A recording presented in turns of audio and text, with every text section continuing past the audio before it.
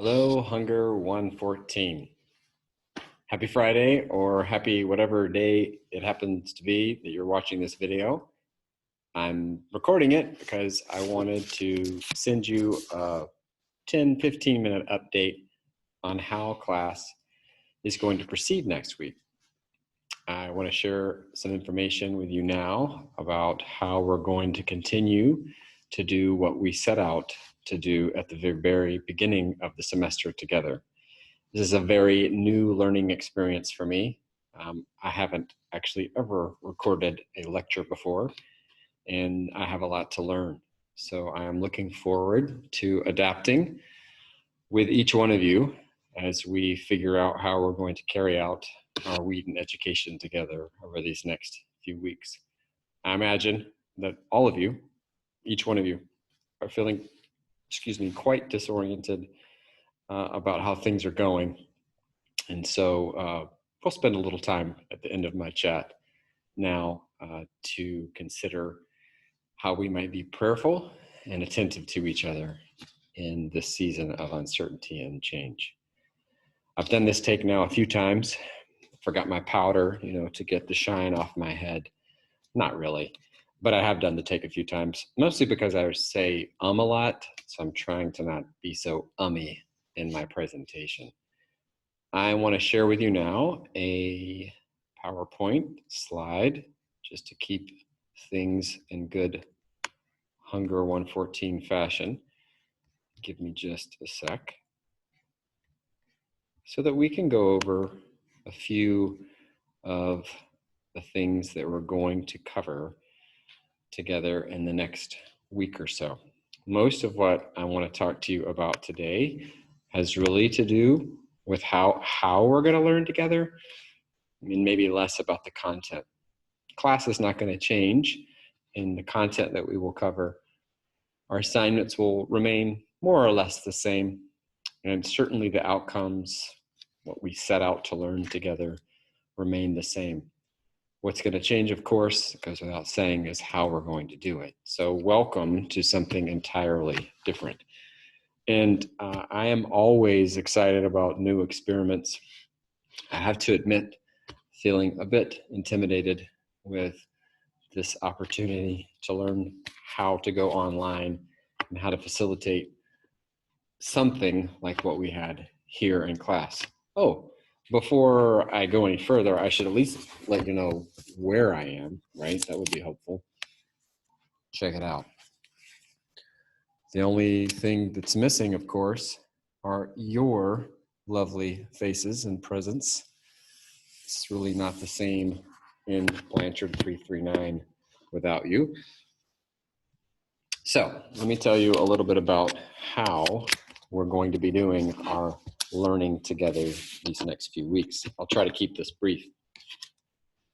So, basic commitments that I want to express to you, and I want to invite you to consider with me this BQuad. First, I want to encourage you to stay informed through Schoology about what we will be doing and how we will be doing it each and every week.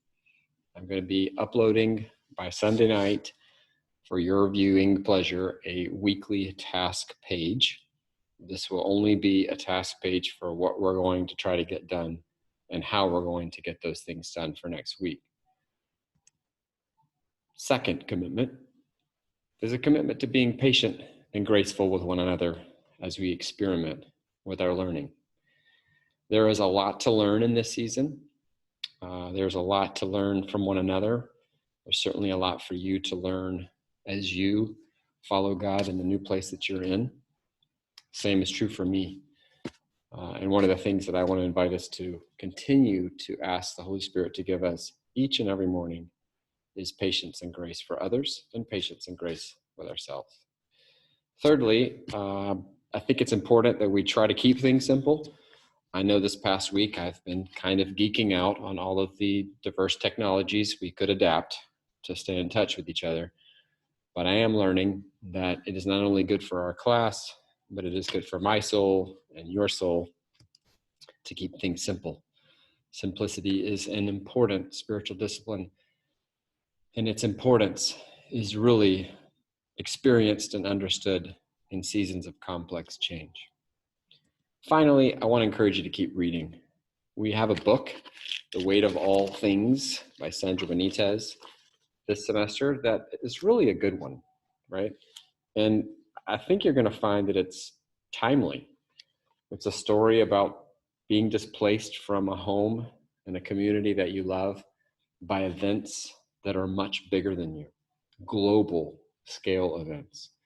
So this book is going to teach us a great deal about how are we as people to remain hopeful, and how are we as followers of Jesus to embody hope in very uncertain circumstances. I think we'll learn a lot from Nicholas as we go through this book together.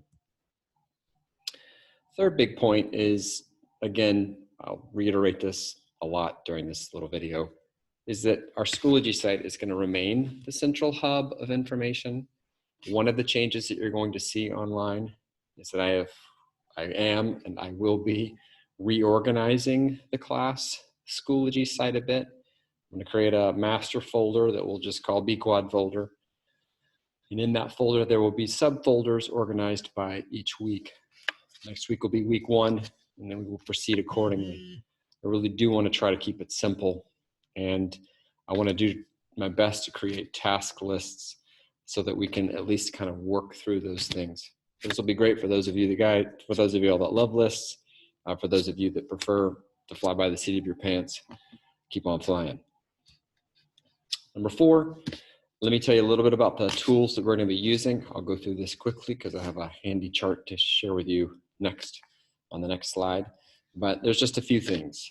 First, our Tuesday and Thursday classes, if we are able to keep them live, will actually be conducted through Zoom, and we will have some corresponding online discussion threads that will not be live. These will be on Schoology, and they will be specifically for the activities that we will carry out on Thursday together. Again, more instructions, written instructions, are forthcoming, and I will have those posted soon. Please also, on this note, be on the lookout for an email from Sarah McNeil, our TA. It may also come from me this afternoon about a Google sheet that you need to sign into to provide us with some information relative to Thursday's group meeting. Second, we'll be using GroupMe. I've already created a Hunger 114 group on GroupMe. I've seen a couple of you heart some comments and stuff that I've made. It always feels great to be hearted. Thirdly, I will be providing pre-recorded lectures, just like this one, as a backup and alternative. I will not publish these immediately, but I do want to make them available for a couple of reasons. Number 1, we have students who are living all over the world. One particular lives 13 hours ahead of us. And so, more or less, and so for those students, a meeting at 11:15 a.m. Central Standard Time is really going to be difficult. So I want to make those available to the students who are unable to access the live meetings. Secondly, there is a really good possibility that our live meetings are going to be interrupted by bandwidth issues. Again, limitations that sometimes we aren't accustomed to. So it's time to be creative and have backups. So the pre-recorded lectures will be available to you in the event that you're not able to make our live meetings. But I do really want to strongly encourage you that you participate in the live meetings. Finally, the most important tool, human beings, we're adaptive folks. So we will be doing a whole lot of adaptation. When in doubt, you can certainly go old school and send me an email. But also, since we have a GroupMe account, if you get knocked out of a class, you're having bandwidth issues in your local setting, in your community, because of Netflix binging by your neighbors, just send me a message to the GroupMe group, and I will respond as quickly as possible. So this is what it's going to look like. Move me around a bit. So this little chart, which I'm going to post online as well, shows you in this column kind of what we did, right? We had a lot of small group interactions, conversations between you and me and you during the AQuad we're going to do all of these things, but we're going to be doing them through tools like Zoom.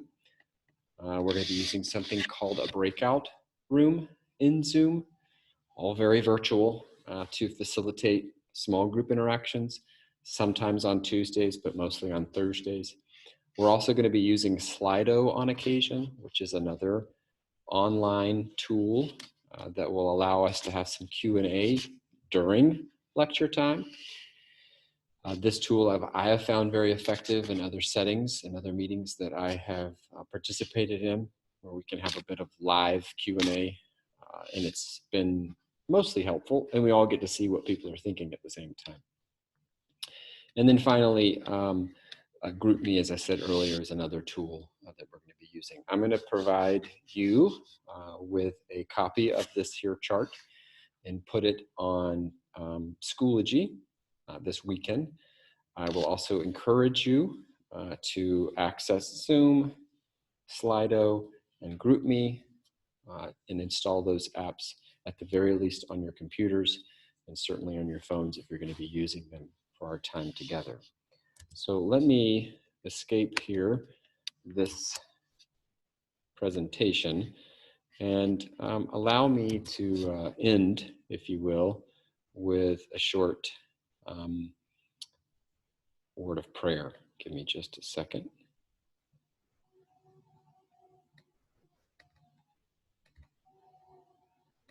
There we go. Let me make this a little bigger because a tiny version of me is kind of weird looking. Sorry for the delay. So, I've been thinking a lot, praying a lot, wondering a lot about this crazy past few weeks. And I've been realizing that sometimes I really don't know what to pray. So in times like these, when words fail, I've always found it helpful to turn to a little book called Common Prayer Pocket Edition, a liturgy for ordinary radicals. Hunger interns use this quite a bit because they often find themselves in situations where old habits and old routines don't seem to be adequate for the time at hand. So there was a short prayer called Major Life Transition Prayer. Can I get a witness?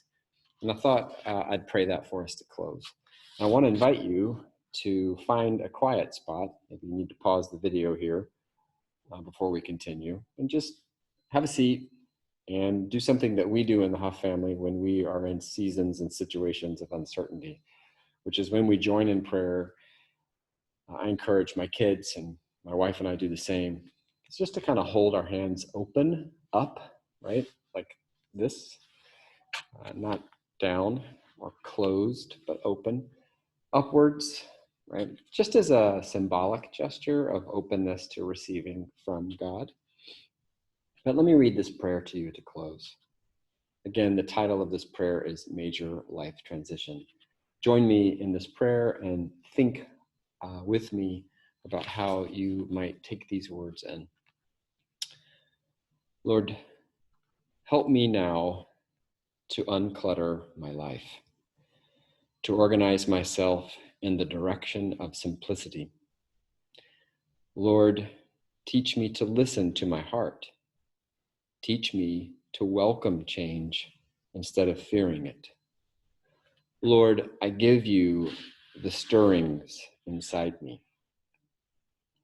I give you my discontent. I give you my restlessness. I give you my doubt. I give you my despair. I would add, I give you my disappointment. I give you all the longings I hold inside.